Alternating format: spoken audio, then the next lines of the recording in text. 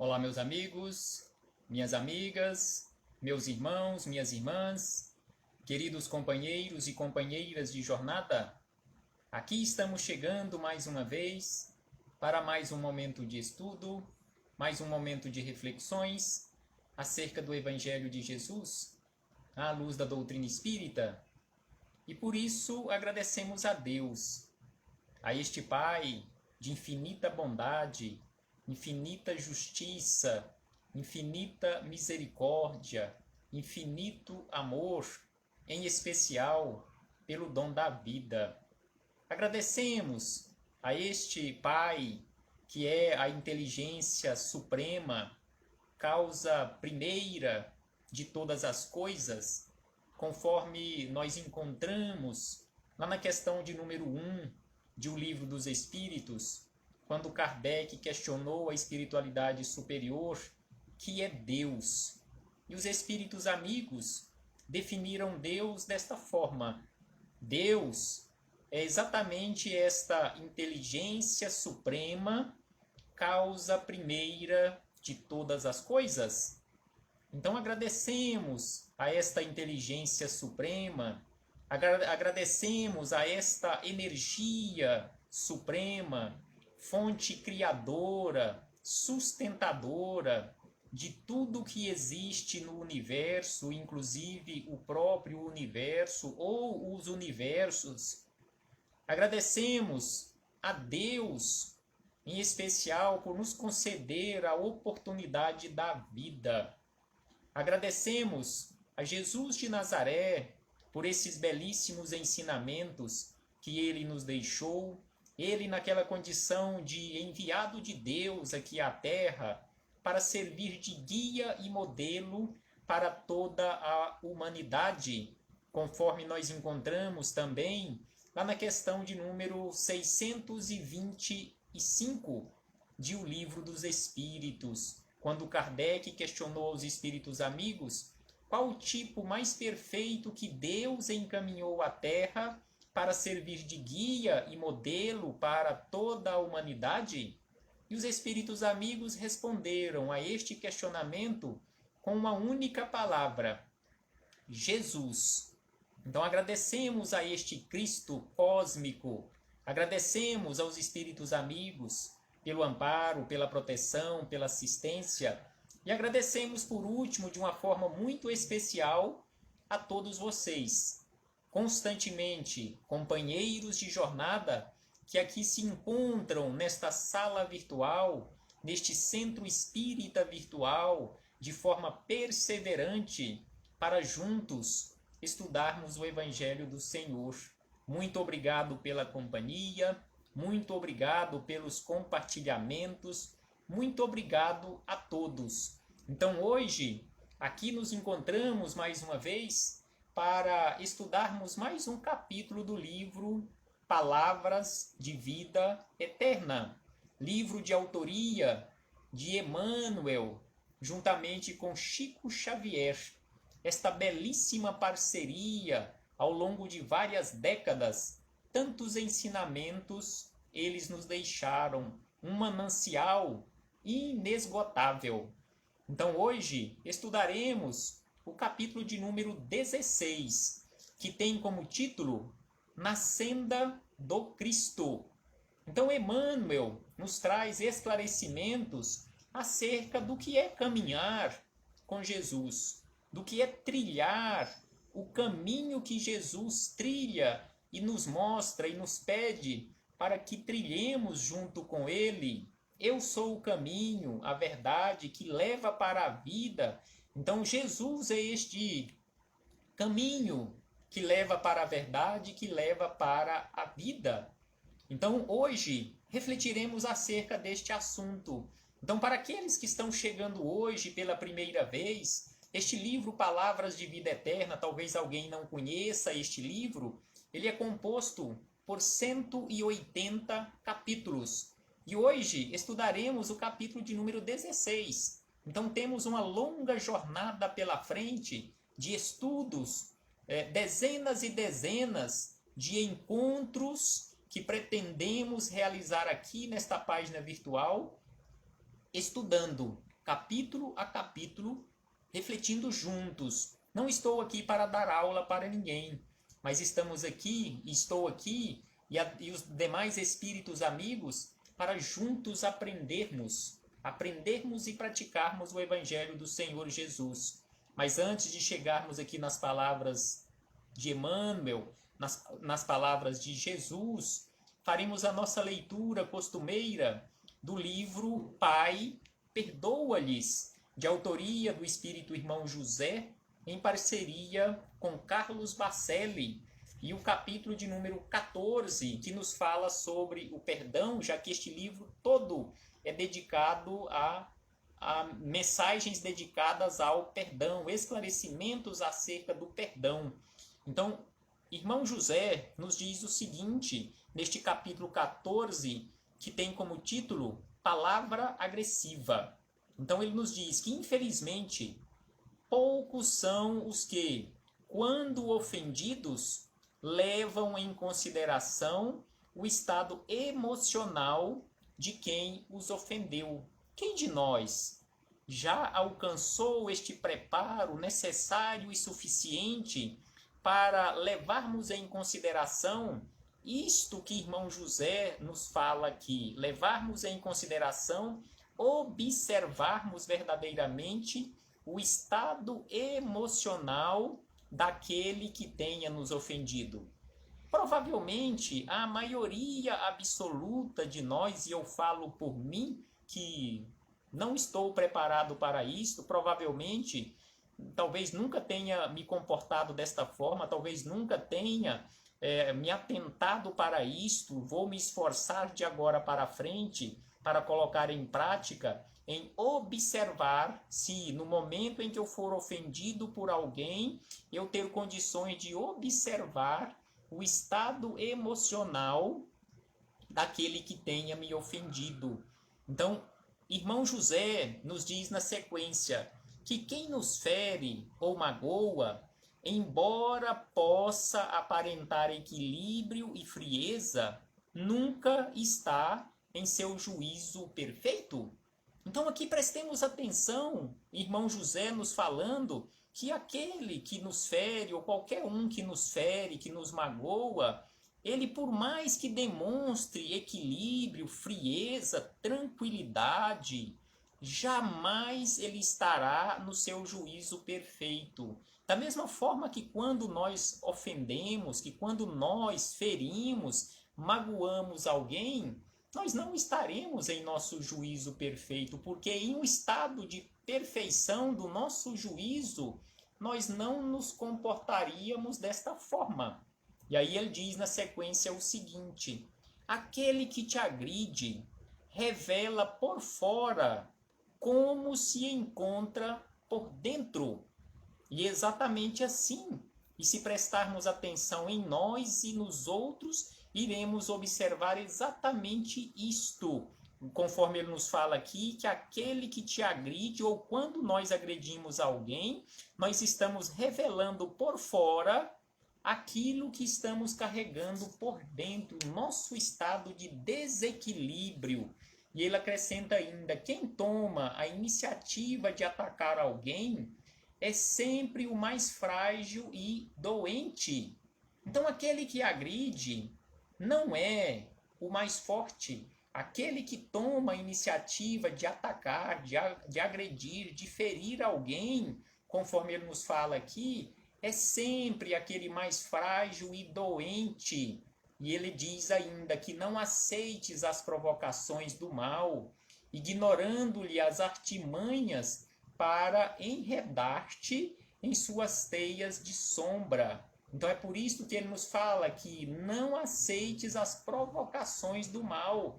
Fiquemos constantemente, conforme nos fala Jesus, em vigilância, para não aceitarmos as provocações do mal. E ele encerra agora dizendo o seguinte: irmão José, não te esqueças, jamais nos esqueçamos de que o efeito de toda palavra agressiva terá a exata duração da importância que a ela conferires. Então, exatamente assim, a importância, o efeito de toda palavra agressiva terá a exata duração da importância a que conferimos àquelas palavras agressivas ou aquelas atitudes agressivas. Como estamos nos comportando? Estamos realmente nos comportando de maneira correta? Então, aqui fechamos este parêntese com o irmão José para chegarmos nas palavras de Emmanuel, neste capítulo 16, agradecendo mais uma vez a companhia e a presença dessas dezenas de companheiros e companheiras de jornada. Muito obrigado pela presença e companhia de todos vocês, pelas vibrações de todos vocês, e que possamos seguir adiante na semeadura, passando adiante estas reflexões a outros companheiros de jornada, para que eles também possam ter a oportunidade de refletirem acerca desses belíssimos ensinamentos do Cristo. Então aqui Emmanuel tece comentários com base nestas palavras de Jesus, que também é sobre perdão, que também é sobre os nossos inimigos. Amai os vossos inimigos e orai por aqueles que vos persegues.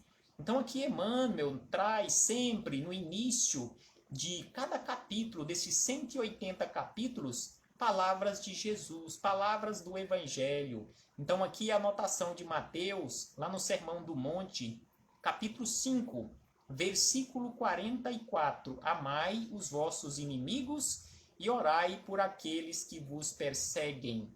Então Emmanuel começa nos dizendo o seguinte, nestas belíssimas reflexões, e prestemos bastante atenção nas palavras de Emmanuel, para que possamos internalizar no nosso coração, na nossa consciência, e colocarmos em prática esses ensinamentos, pelo menos uma frase, esta frase de Jesus, alguma frase de Emmanuel, que mais nos chama a atenção.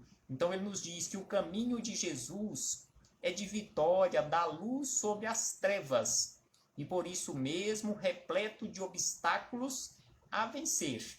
Sem sombra de dúvida que caminhar com Jesus não é fácil.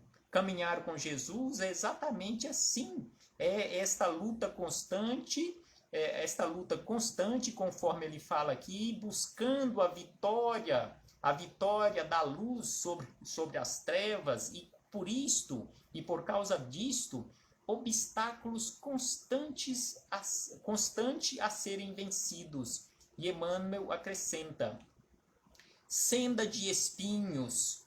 Então nós temos pela frente constantemente, além de obstáculos a vencer, nós temos sendas de espinhos gerando flores, calvário e cruz, indicando a ressurreição, porque assim aconteceu com o Cristo. E aí ele diz na sequência que o próprio Mestre, desde o início do apostolado, desvenda às criaturas o roteiro da elevação pelo sacrifício.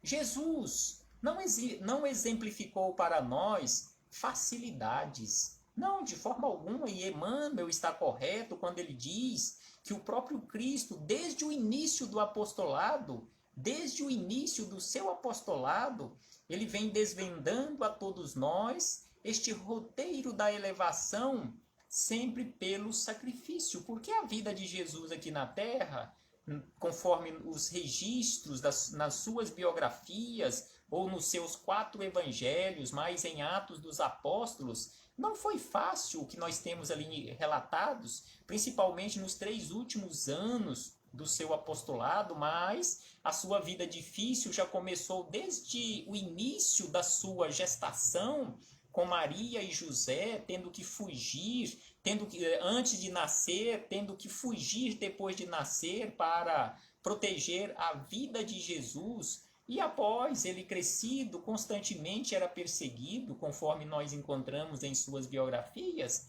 em especial nos 3 últimos anos. E assim também não foi fácil para aqueles primeiros apóstolos, os primeiros discípulos do Cristo, conforme veremos na sequência. Então Emmanuel nos diz que este roteiro de elevação é sempre pelo sacrifício. E aí ele diz, Jesus sofreu, renunciando ao divino esplendor do céu para acomodar-se à sombra terrestre na estrebaria. Então aqui nos chama a atenção, conforme já havíamos dito, que para Jesus o sofrimento, vamos colocar até entre aspas esse sofrimento, porque Jesus fez tudo isto por amor.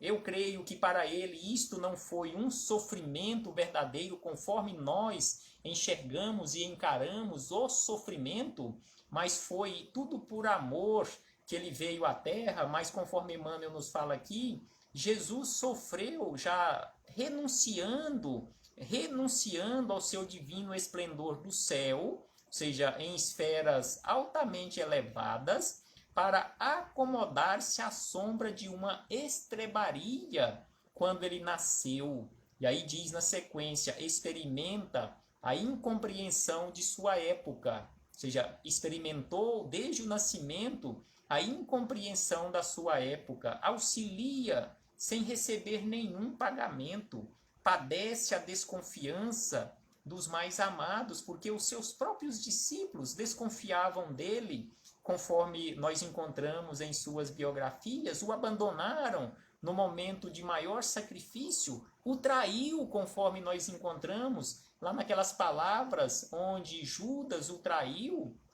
e assim sucessivamente. E aí diz na sequência Emmanuel, depois de oferecer sublime espetáculo de abnegação e grandeza, é içado, ou seja, é elevado ao madeiro por malfeitor comum. Então Jesus foi sacrificado, foi crucificado entre dois ladrões e também na condição de um malfeitor comum. E Emmanuel acrescenta, ainda assim perdoa. Ainda assim, Jesus perdoou, porque do alto da cruz, nas suas últimas palavras, ele pede ao Pai, ele roga ao Pai, Pai, perdoa-lhes, porque eles não sabem o que fazem. E a maioria de nós, até os dias de hoje, ainda não sabemos o que fazemos. Então é por isso que Emmanuel nos diz que perdoa aos verdugos, esqueça. Aí ele fala que é preciso que nós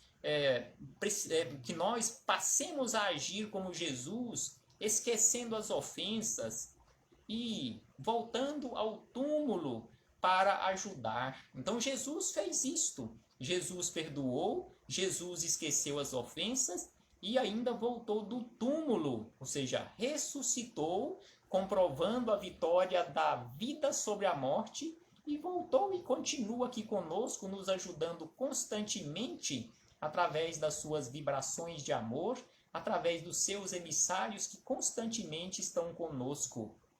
E ainda Emmanuel diz na sequência que todos os seus companheiros de ministério, ou seja, os seus discípulos daquela época, restaurados na confiança, testemunharam a boa nova, atravessando dificuldades e luta, martírio e flagelação. Como nós sabemos, em especial lá em Atos dos Apóstolos, a vida dos apóstolos não foi fácil, conforme aqui Emmanuel nos lembra, que todos aqueles companheiros enfrentaram dificuldade e luta, martírio e flagelação. Porque de todos os discípulos, apenas João, mesmo sendo muito flagelado, muito perseguido, ficou por vários anos preso, exilado na ilha de Patmos, na Grécia. E mesmo assim, já velhinho, com quase 100 anos de idade, ainda era perseguido. Mas conforme nós temos nos relatos, apenas João Evangelista teve um desencarne por idade. Apenas João, todos os demais foram sacrificados em nome do Evangelho do Cristo, fazendo a semeadura do Evangelho. Então todos passaram por dificuldade, por luta, por martírio e flagelação. E aí ela acrescenta, ressurgindo no Espiritismo, o Evangelho faz-nos sentir que tornamos a carne para regenerar e reaprender. Então aqui, conforme ele nos diz, que nos mostra o Espiritismo de uma forma tão clara, que voltamos à carne para regenerar e reaprender. Exatamente por isto e para isto nós nos encontramos aqui. Não estamos aqui na Terra para sofrer, mas estamos aqui em busca da nossa regeneração e em busca da nossa reeducação.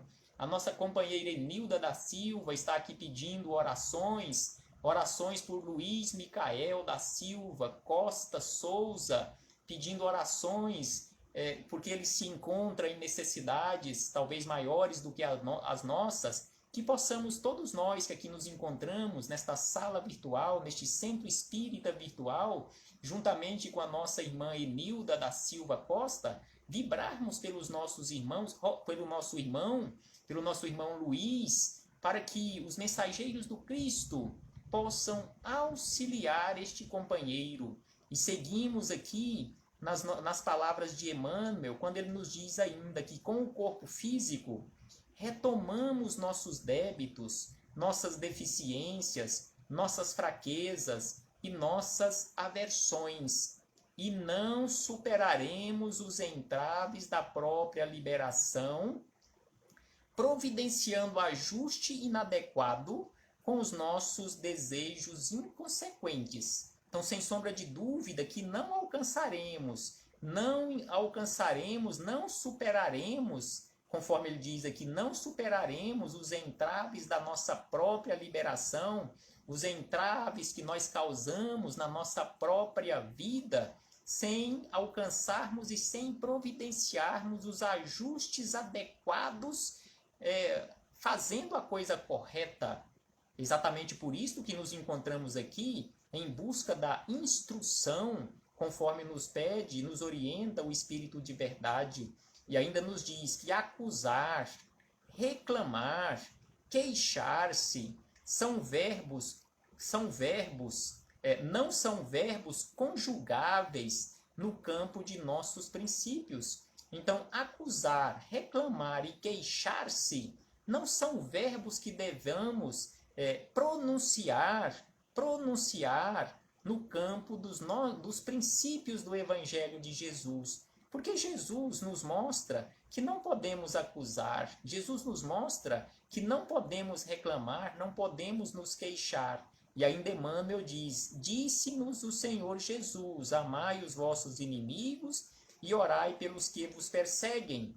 E por último, Emmanuel nos lembra o seguinte, Emmanuel aqui concluindo estas reflexões com base nestas palavras do Cristo sobre a necessidade de amarmos os inimigos e orarmos por aqueles que nos perseguem, ele nos diz que isto significa, ou melhor, isso não quer dizer que devamos ajoelhar em pranto de penitência ao pé de nossos adversários.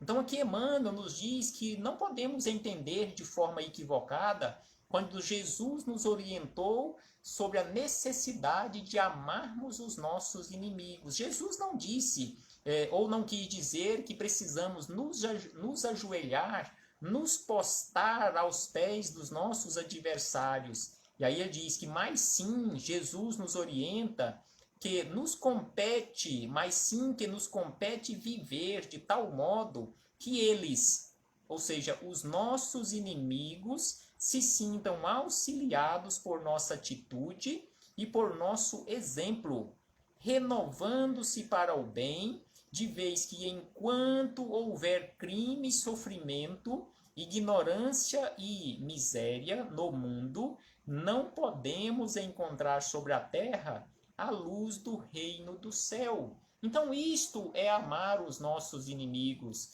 é desejar-lhes o bem, é nos comportarmos de tal maneira que eles possam começar a seguir os nossos exemplos e se transformarem.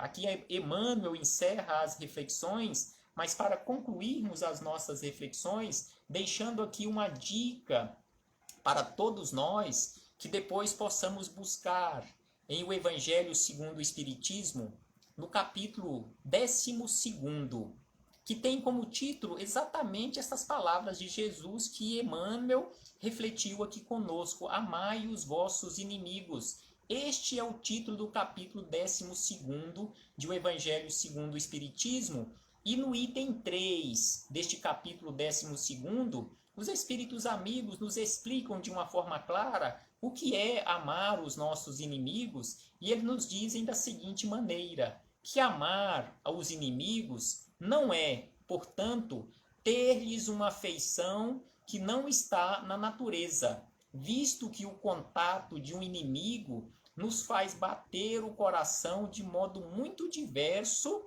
do seu bater ao contato de um amigo.